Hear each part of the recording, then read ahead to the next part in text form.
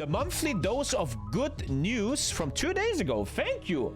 Good news 2 days ago. Yeah, let's go. In Florida, just saved a life. Thank you, man. Thank you. Damn, A surgeon in Florida just saved a life. So this is a YouTube channel that talks about good news, stuff that's actually good, and it's a very fresh video. Let's go. In Angola, not by flying there, not through video calls, love this guy. but by operating himself from 11,000 kilometers. That's crazy, and that's just man. one of our good news stories from today. From species back from the brink of extinction to a possible solution for plastic pollution, this video will definitely put a smile We will on need your a bacteria that eats plastic in the ocean. Huh? That would be nice. Hey, I'm your host Regis, and this guy is great, Good man. News. He makes good And news here videos. Are 10 good news stories that'll make you happy. Well, I just saw a massive pair of tits, so I'm already really into these news. But real quick before we get... This is peak cope. Why is this peak cope? Please elaborate. I'm gonna write you down. What are you talking about? Ended today's video. Please I want elaborate. to take a minute to talk to you guys, not as Regis, the host of Good News, but as Regis, the guy. Those of you who have enjoyed this channel over the last 2 or 3 years, crazy that we've been going for that long, have known me as the only host for the most part, up until very recently when Freddy started making videos on this channel. He's, you know, I don't want to be an asshole, but every time a YouTuber hires a second person, it always goes wrong. Ray William Johnson, the first guy to ever have 10 million subs. The moment people are hiring new people, it never goes well because people want to see the main character. actually you know? been working with It Freddy never goes and well. our other partner Lewis The for same with Channel 5 News. It close never to goes well. 5.5 years now, both here on Good Smosh. News and on our Smosh other is a channel, great Mega Builds. example. It's been a pretty incredible experience, and I've enjoyed every minute of it.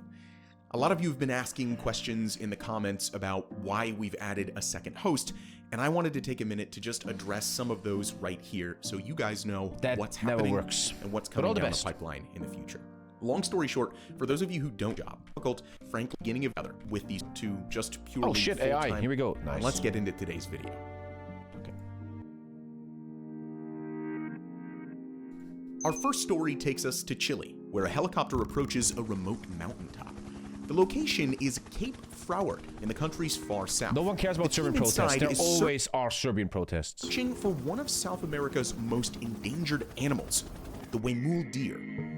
That looks tasty. Doesn't that look tasty? Thank These you, furry Pedro. deer have lost 90% of their population due to hunting and habitat Shit. destruction, which means that only about 1,500 remain in the wild. Seems enough. Here's what makes 1500. this discovery so interesting. This area is so remote and untouched that no one even knew if Huemul deer even lived here in the first place. What's wrong with that fucking but horn? as the helicopter reached the peak, something incredible happened. Standing right there was exactly what they were looking for.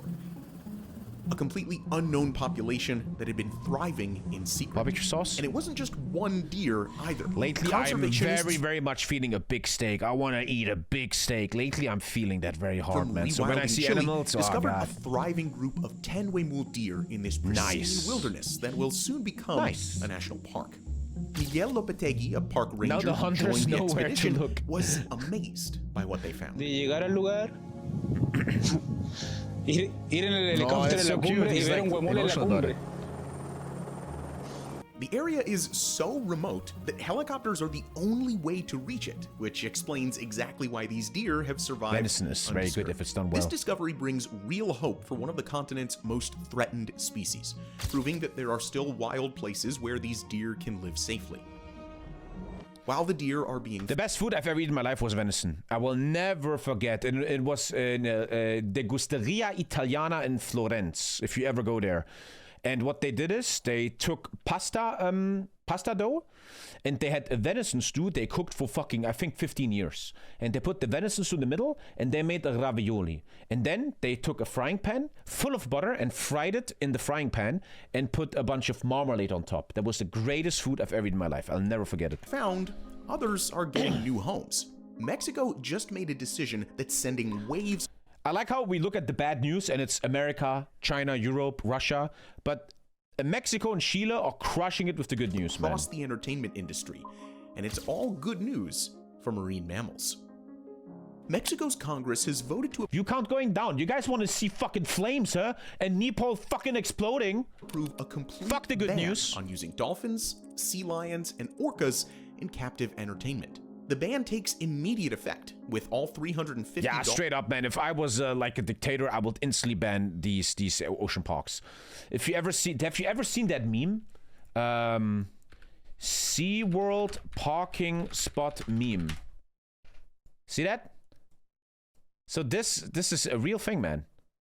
Watch. Okay, suck my balls. Fuck you, Reddit. So this is the parking lot, and this is where the orca lives. Holy fuck, man. Here, you see it better here, Mr. Boomer. Is that fucking insanity, bro?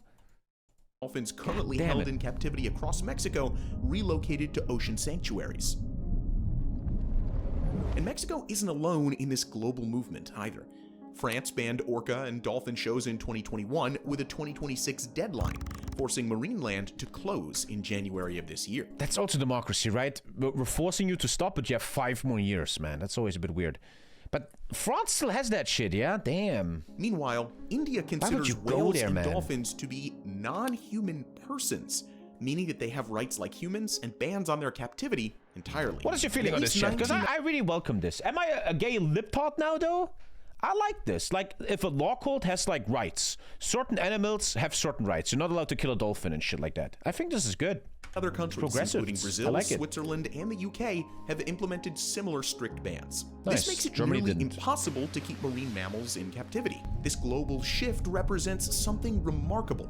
The world is finally recognizing that forcing highly intelligent, wide-ranging species to perform for entertainment is just wrong. These animals deserve better than a lifetime of tricks and shows, and Mexico's bold decision is inspiring many other nations to follow suit. We love covering conservation efforts here on Good News. And I like how all the good news is either animals are doing well or a new medicine was found. There's no other good news. This time, we have a story about a new baby bringing hope. Thank you. A tiny pygmy hippo has just been born in Kansas, and this 6-kilogram calf represents something massive for conservation. He's like, Meet the newest resident at Tanganyika Wildlife Park, a male calf born to hippo parents Pluto and Posey. With fewer than 3,000 pygmy hippos left in the wild, every single birth is critical for the species' survival. These adorable creatures face serious threats in West Africa, from habitat destruction and hunting. Only 3 pygmy hippo births were recorded in the entire United States last year, and that makes this Kansas arrival incredibly significant for breeding programs working to save the species. This little guy is already showing his personality, play fighting with branches and sprinting laps around the barn. The That's news of the day. Thriving. And his What's your general opinion on zoos? Zoos is, my kid is in the zoo right now, literally right now. Zoos is a deep topic, man. It's hard, and it's a very deep debate that I think I'm not educated on. You would have to talk to experts. I think pro-zoo people will tell you that it conserves life and stuff like that. But on the other hand, it's like, did the animals ask to be there and be conserved? My opinion, I guess, would be on zoos, that zoos should exist for educational purposes, but also a bit of entertainment. But there needs to be clear laws and a law code on how a zoo must be built. For example, for every monkey you have, you need to have this much square meters of room. It must be, it's a weird word to say, humane. I feel like zoos have to have certain standards, or they break laws and stuff. I think I'm pro-zoo, but it must be done well. It's interesting, the zoo where I live is, I think, a very good zoo. The monkeys have a huge forest for themselves. But in my home city of Halle, there's a monkey exhibit, and the monkey's in a little room. All day long, the monkey is like... And that should just be illegal, man. That needs to be goddamn illegal, bro, right? So that's how I think I will think about that. Are experienced. This is their 5th There needs to be certain rules. Sticking with conservation efforts, here's how scientists... It's been a while. Hope you're doing well, brother. Keep it up. Wild man, what are you talking about? Last week you sent me a fucking remix of TommyKay music. Are bringing back entire underwater ecosystems. Kelp forests are some of the most productive ecosystems on the planet. These underwater forests are made up of giant seaweed that provides food and shelter for thousands of marine species. But they're disappearing fast. In Australia's Port Phillip Bay, these underwater giants have... Yesterday I watched a documentary on the shitter that China has and is building little mini islands west of Taiwan for military stuff, and apparently there was a 1,000,000-year-old coral reef there, and they just fucking flattened that shit, man. They don't give a fuck. They flattened that whole coral reef to make military bases there, bro. Declined by up to 98% over the last 40 years. The culprit? Sea urchins that have multiplied out of control, creating underwater deserts where lush kelp forests That was not 2 months ago, thrive. Rutger. That's a lie. These spiky creatures eat the kelp plants, destroying entire underwater forests. But researchers at RMIT... One sec. I'm sorry. I have to disrupt the stream for a second because I want to show someone that he's fake news. So we're opening Discord and we go to a guy called Rutger. Now, I'm saying you sent me the remix last week. You say 2 months ago. Let's take a look. 12/7. And now it's... Holy shit. That was 2 months ago. Holy shit. Go fuck yourself, man. I don't have time for this. Have a solution that's as simple as it is brilliant. I have like dementia. By strategically removing sea urchins in targeted areas, they can bring these forests back to life. And here's the surprising part. Look what the Prague Zoo is doing to polar bears in summer. Elliot and Gregor. 3 minutes? I don't have time for this. Fuck your dumbass video. It should be 10 seconds long, you fuck. Fuck you. Makes economic sense, too. A $50 million investment in sea urchin removal could generate $92 million in returns through boosted fishing, carbon storage, and job creation in commercial diving. The study shows that restoring kelp like Eclonia radiata doesn't just save marine ecosystems, it creates a win-win for both nature and the economy. Over in Germany, scientists have discovered fungi that can actually eat plastic as their only food source. And the best part? I always felt years ago we need that. We have to put bacteria into the ocean to eat all the plastic, but then the bacteria mutates and becomes aliens that kill us. They do this naturally. The discovery comes from Lake Stecklin in northeastern Germany, where researchers tested 18 different fungal... And always, man, I respect people that do this. These scientists, man, these people need to be funded. This is so technocracy, right? This is so important, man, that people do stuff like that. Strains.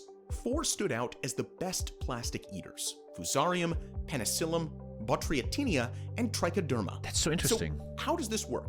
The fungi release enzymes that break plastic down into smaller pieces that they can digest. But here's where it gets really interesting. The fungi actually change the shape of their cell walls to better attach to the plastic. It's like they're adapting their bodies to grab onto their plastic meal. Polyurethane, that's the plastic used in construction foam and sports equipment, turned out to be their favorite because it's the easiest for them to break down.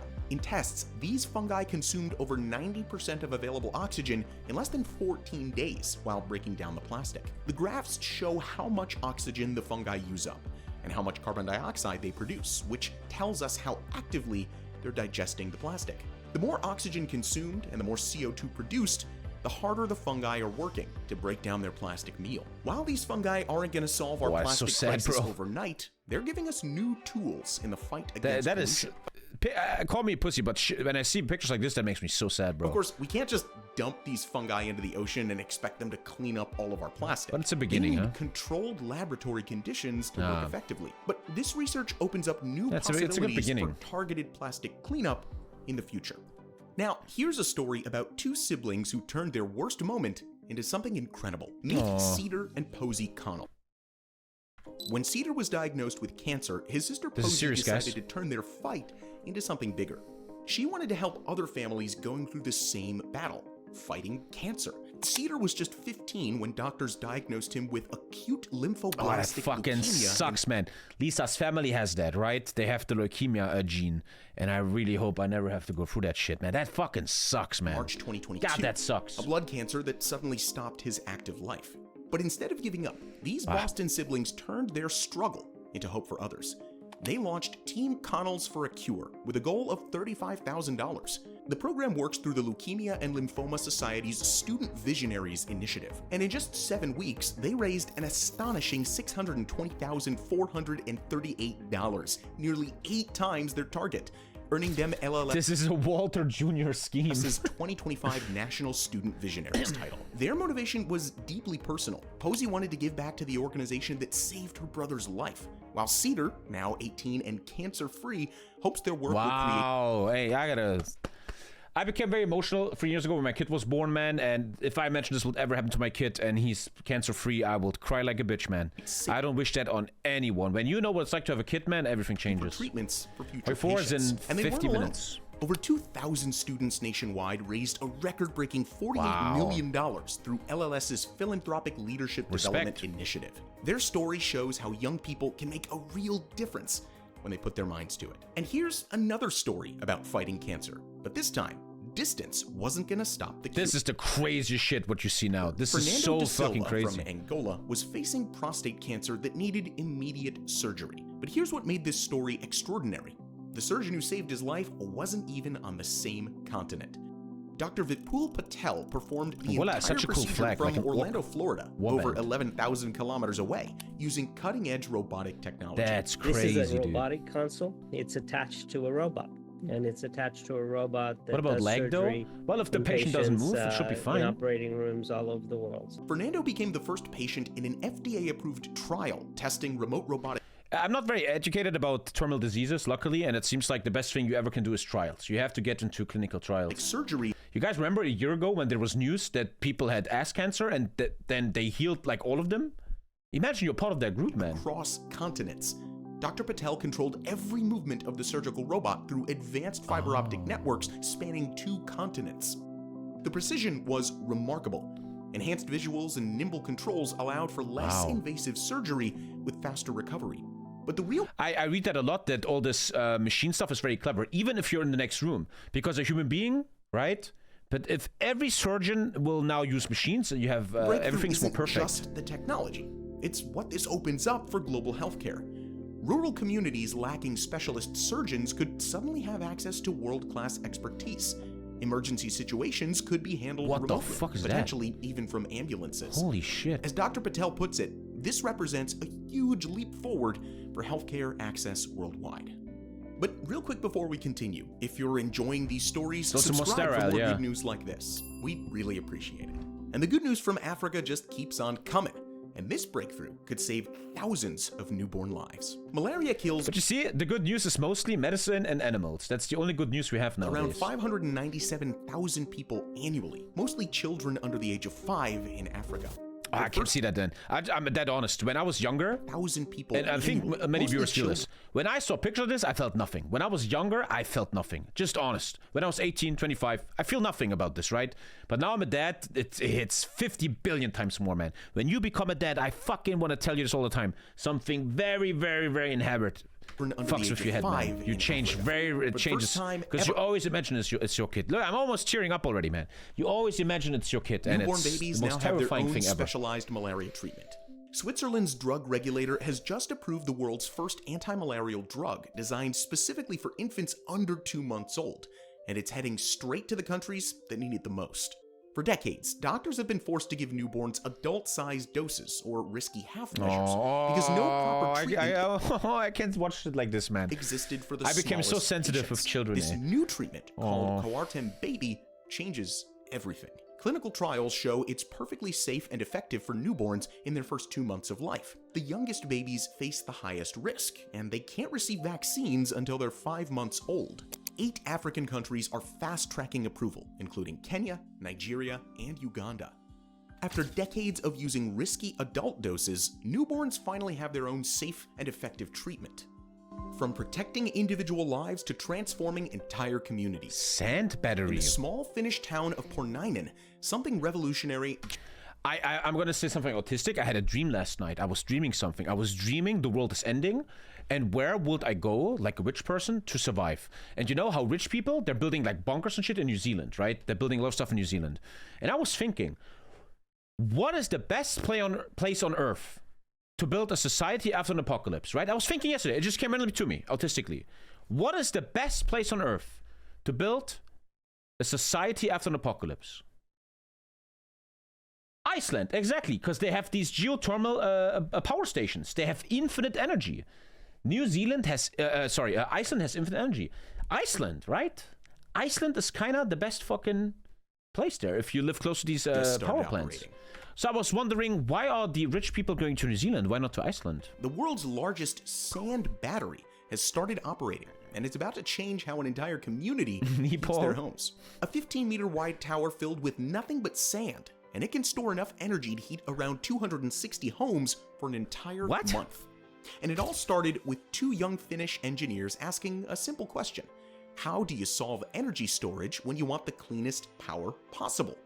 Tommy Ironen and Markku Jalonen from Polar Night Energy discovered that grains of sand are surprisingly good at storing energy. Without When storing there's energy in excess sand. solar and wind electricity, And that's, like, it heats up new. the sand to around 500 degrees Celsius. The sand holds this heat for days, even months. When people need heating, hot air gets discharged to warm water. I like how the video is showing that investing and funding and subsidizing research really helps, man. In the community heating network. And what's Trump doing? The battery stores 100 megawatt hours of thermal energy from solar and wind sources, helping residents eliminate oil from their heating network and cut emissions Sahara is now a giant by battery. 70%.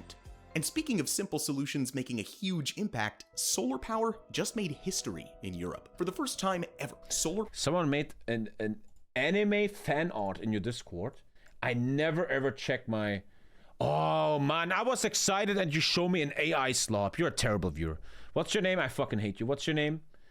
I don't even find you anymore. I don't care anymore. Fuck you, man. I was so excited.